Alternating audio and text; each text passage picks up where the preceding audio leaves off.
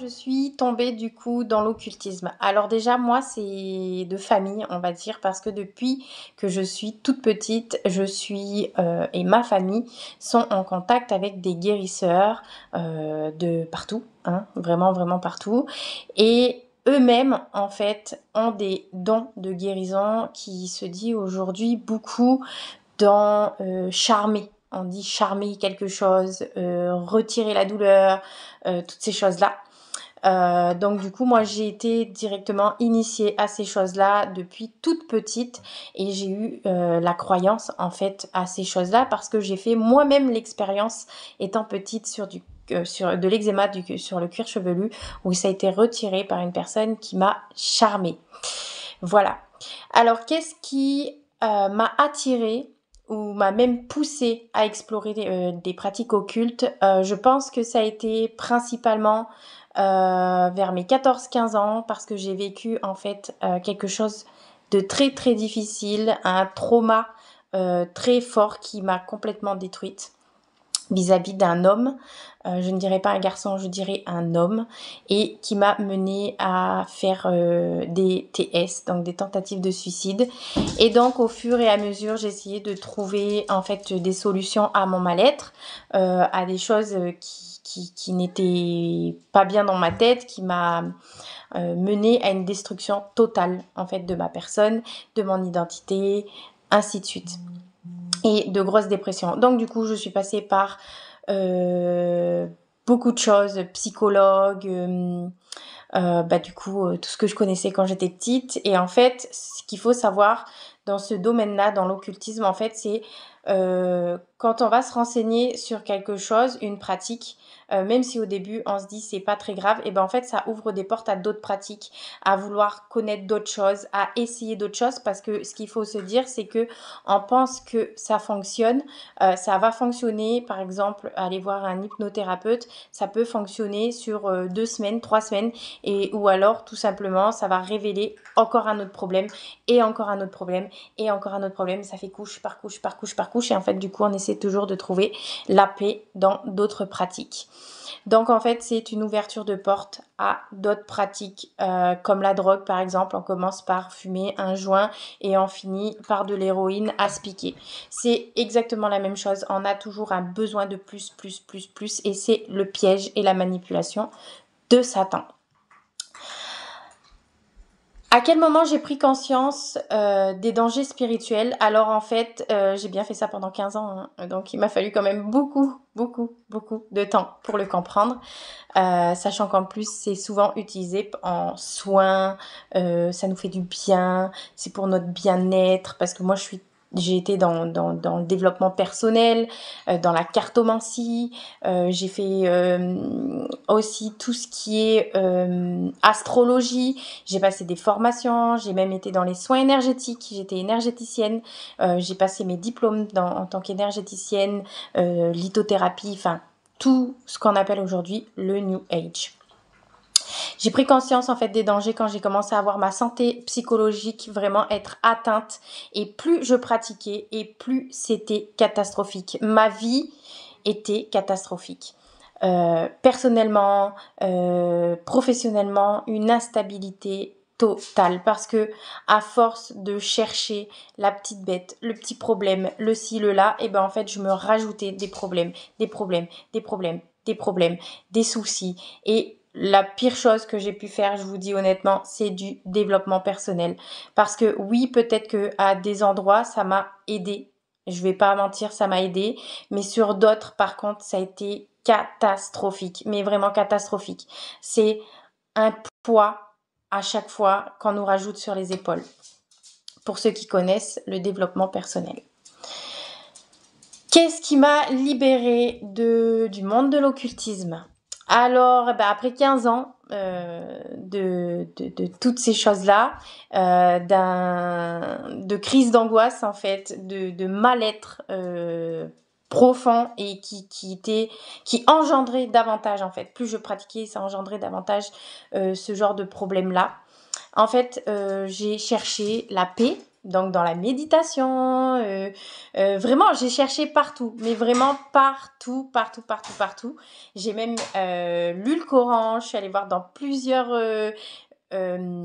religions différentes, le bouddhisme. Vraiment, je suis allée vraiment très très loin dans mes recherches. Et en fait, à force de faire des recherches, eh bien, j'ai commencé à trouver des incohérences et des choses en fait où je me disais mais comment c'est possible que depuis 15 ans, je fasse un travail acharné sur moi, je cherche partout et je ne trouve pas cette paix. Je ne trouve pas cette paix. C'était toujours sur une semaine, 2 semaines, 3 semaines. J'avais l'impression que ça allait et bam, je retombais dans d'autres choses et dans d'autres problèmes, et dans d'autres vices, et c'était toujours plus, plus, plus.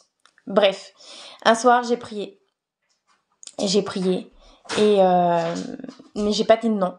J'ai pas dit de non, j'ai dit juste, il y a quelque chose au-dessus de moi, et bien que ça vienne parce que j'allais choisir soit la paix, soit la mort. J'étais vraiment à deux doigts d'arrêter ma vie parce que j'ai eu des attaques spirituelles plusieurs fois à cause de ces pratiques-là qui m'empêchaient de dormir. J'avais des peurs nocturnes horribles.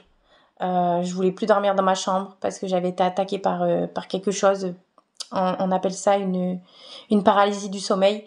Mais en fait, c'était vraiment un démon qui m'avait chopé par la gorge. Et en fait, dès que j'étais malade au niveau de la gorge après ou des trucs comme ça, je faisais des grosses crises d'angoisse. Enfin, ça avait engendré plein de problèmes psychologiques et tout ça, malgré que j'étais suivie psychologiquement à ce moment-là par une psychologue et une hypnothérapeute.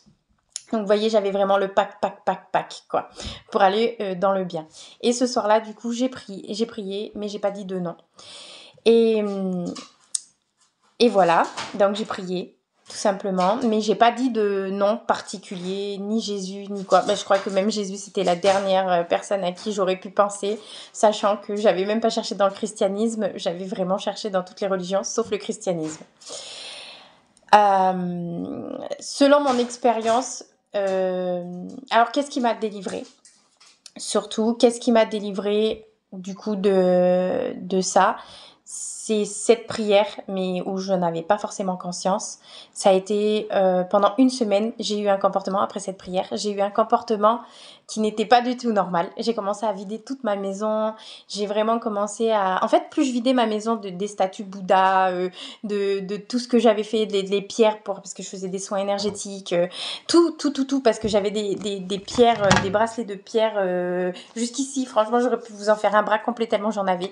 J'ai tout débarrassé. Et plus je débarrassais, j'avais pas la connaissance que c'était Christ encore. Plus je débarrassais, et plus en fait je sentais, mais réellement, un vent frais dans ma maison, quoi. Un soulagement profond.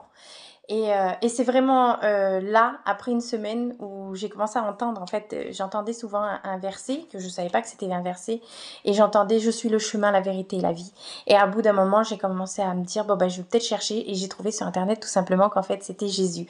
Et j'ai vraiment eu la révélation de Jésus à ce moment-là, et ma vie a commencé à changer parce que je me suis intéressée, et j'ai commencé à savoir en fait que dans la Bible, tout ce que je faisais, mon comportement que j'avais eu pendant une semaine sans savoir que c'était Jésus, en fait c'était biblique. Donc c'était vraiment, on voit vraiment que le Saint-Esprit, c'était vraiment inspiré du Saint-Esprit, que c'était vraiment une délivrance de Dieu à ce moment-là. Alors pourquoi Halloween ? Non. Parce que tout simplement, c'est très bien dit dans Deutéronome 18, la sorcellerie, toutes ces choses-là. Aujourd'hui, on honore une fête qui fête la mort, tout simplement, les démons et les sorcières, tout ce qui peut être mauvais. Et si vous saviez tout ce qui se passe à ce moment-là, à cette période, je peux vous dire que vous fermiez vraiment, vous pouvez fermer les portes à toutes ces choses. Réellement, vous n'ouvrirez pas les portes à Satan et à ses démons si vous saviez spirituellement ce qui se passe derrière cette fête d'Halloween. Je la déconseille fortement. Voilà. Et le message vraiment que je peux vous faire passer aujourd'hui, qu'est-ce que quelque chose qui me soit Seigneur, parce qu'aujourd'hui tout est incroyable dans ma vie. J'ai monté mon entreprise, tout fonctionne super bien, j'ai des amis en Christ extraordinaires, ma vie s'est transformée totalement, c'est un amour extraordinaire. Merci Seigneur, ça me touche à chaque fois parce que c'est vraiment profond. Voilà, je prie que vous puissiez tous avoir cette rencontre avec Christ et vraiment pour les curieux, faites vos recherches et vous trouverez réellement la paix seulement en Christ. Soyez bénis. Peut-être que toi aussi, tu t'identifies à ce témoignage ou du moins, tu as compris que tu avais besoin de Jésus-Christ. Pas seulement d'être dans une religion, dans une croyance, mais tu avais besoin d'expérimenter Dieu, d'expérimenter cette paix, cette véritable joie qui vient de Dieu. Alors je t'invite, si toi aussi tu veux devenir enfant de Dieu, à faire cette prière avec moi, à répéter à voix haute, à fermer tes yeux et à croire de tout ton cœur. Et tu vas tout simplement dire, Seigneur Jésus, aujourd'hui je veux te rencontrer. Je crois que tu es le Fils de Dieu et qu'il t'a ressuscité d'entre les morts. Je te demande pardon pour tous mes péchés. Je décide de me repentir, de t'ouvrir mon cœur, de te recevoir et de t'accepter comme mon Seigneur et mon Sauveur. Merci Seigneur parce que tu me libères et parce que tu me délivres. À partir d'aujourd'hui, je deviens ton enfant. Les choses anciennes sont passées et toutes choses deviennent nouvelles. Au nom de Jésus, j'ai prié. Amen. Amen, amen, amen. Bravo et félicitations si tu as fait cette prière. Laisse-moi te dire que ta vie ne sera plus jamais la même. Tu peux faire confiance à Dieu. Il est ton Père, il est ton ami, il est ton confident. Parle-lui avec tes propres mots, avec les mots que tu as dans ton cœur. Il est là pour t'écouter et fais-lui confiance. Alors, si tu as fait cette prière, n'hésite pas à m'envoyer un message sur ma page Instagram « Partage ton histoire » afin que je puisse te donner quelques conseils pour le début de ta nouvelle vie en Christ. Et également, si tu as un témoignage, n'hésite pas à me contacter sur Partage ton histoire, sur Instagram bien évidemment. Et je me ferai un plaisir de te recevoir dans cette émission afin de pouvoir partager ton témoignage au reste du monde. Merci, que Dieu vous bénisse abondamment et on se dit à une prochaine dans Partage ton histoire.